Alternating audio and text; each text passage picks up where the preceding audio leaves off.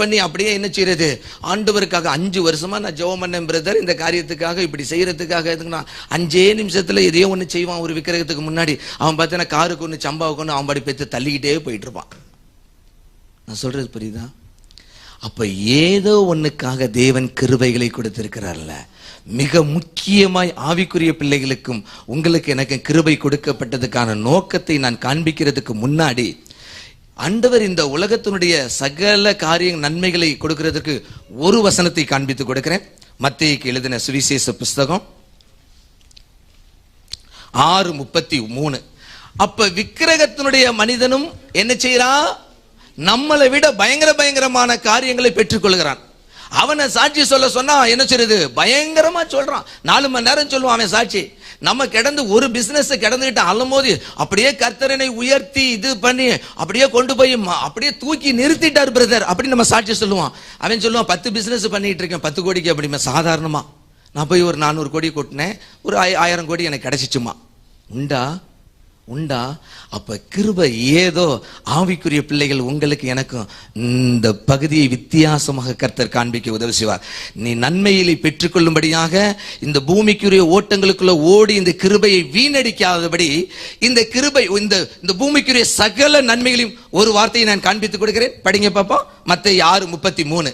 முதலாவது நல்லா பாருங்க, நல்லா அந்த வசனத்தை நல்லா கண்ணை திறந்து வச்சு பாருங்க, நல்லா திறந்து வச்சு எல்லாமே வாசிங்க. முதலாவது தேவனுடைய ராஜ்யத்தையும் அவருடைய நீதியும் தேடுங்கள், அப்பொழுது இவைகள் எல்லாம். அப்படின்னா என்ன அர்த்தம் சொல்லுங்க, கையை உயர்த்தி சொல்லுங்க.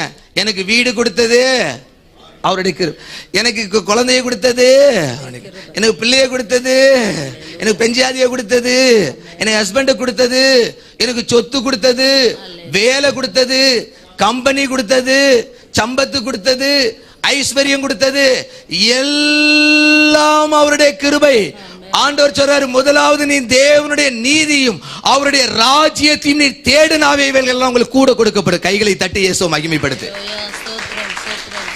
நீ முதல்ல செய்ய வேண்டியது அந்த ராஜ்யத்தையும் அவருடைய நீதி என்னன்னு பார்த்து நீ செயல்பட ஆரம்பித்தால் கர்த்தர் உங்களுடைய வாழ்க்கையுடைய பூமிக்குள்ளே சகல நன்மைகளினாலும் கர்த்தர் நிரப்புவார். அதுல எந்த மாற்றமே கிடையாது. இந்த கிருபை நம்ம அநேக நேரத்துல அப்படியே சுத்தி வந்துகிட்டு இருக்கோம். எதுக்குள்ளேயே இந்த இதுக்குள்ளேயே ரவுண்டுக்குள்ளேயே இந்த உலகத்துக்குள்ளேயே கீழே விட்டு மேலேயே பாக்குறது கிடையாது. கீழேயே சுத்திக்கிட்டு கிடப்போம். இங்க கிடைக்குமா, அது கிடைக்குமா, இது கிடைக்குமா, இன்னொரு கம்பெனி ஆரம்பிக்கலாமா, என்னது நான் கொஞ்சம் தான் இருக்குது, இன்னும் கொஞ்சம் சேர்த்து வை, எல்லாத்தையும் எதை செஞ்சாலும் இந்த பூமியிலிருந்து ஒரு பைசா கூட கொண்டு போக முடியாது. தேவன் ஒரு விசேஷித்த கிருபையிலே ஆவிக்குரிய பிள்ளைகளாகிய உங்களுக்கும் எனக்கும் ஏன் கொடுத்திருக்கிறார். இப்ப புரியுதா?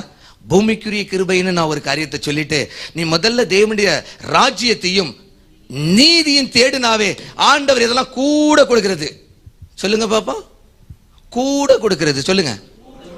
நம்ம நீதியும் ராஜ்யத்தையும் தேடாதனாலதான் நம்மளுக்கு எல்லாம் இங்கேயே பிளாக் ஆகி கிடக்குது.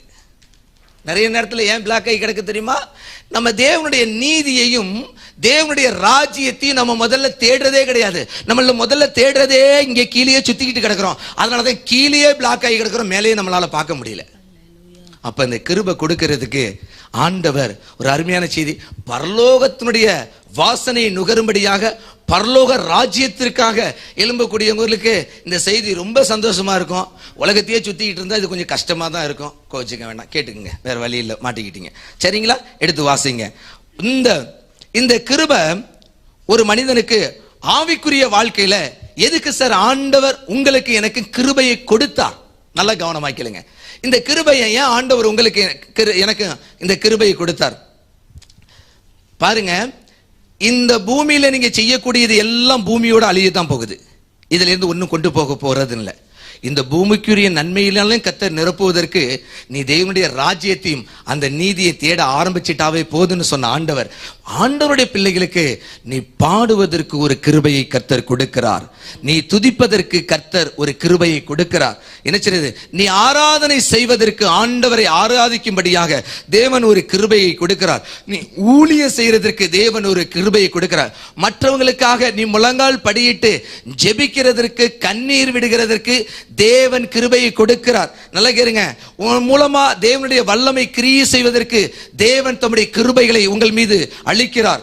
நீ என்ன செய்யறது, சுவிசேஷம் அறிவிக்கிறதுக்கு, ஒரு ஜெப குழுவை நடத்துவதற்கு தேவன் என்ன செய்யறது, உனக்குள்ளாக கிருபைகளை வைக்கிறார்.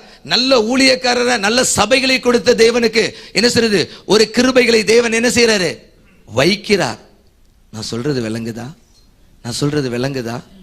இந்த கிருபை எதுக்கு கொடுக்கப்பட்டுச்சுன்னு புரியுதா? விளங்குதா? நீ பரிசுத்தமாய் வாழ்ந்து அந்த நீதியை செய்து தேவ ராஜ்யத்தில் பிரவேசிப்பதற்கு தான் ஆண்டவர் முதல்ல ஒரு மனிதனுக்கு இந்த கிருபைகளை கர்த்தர் கொடுக்கிறார்.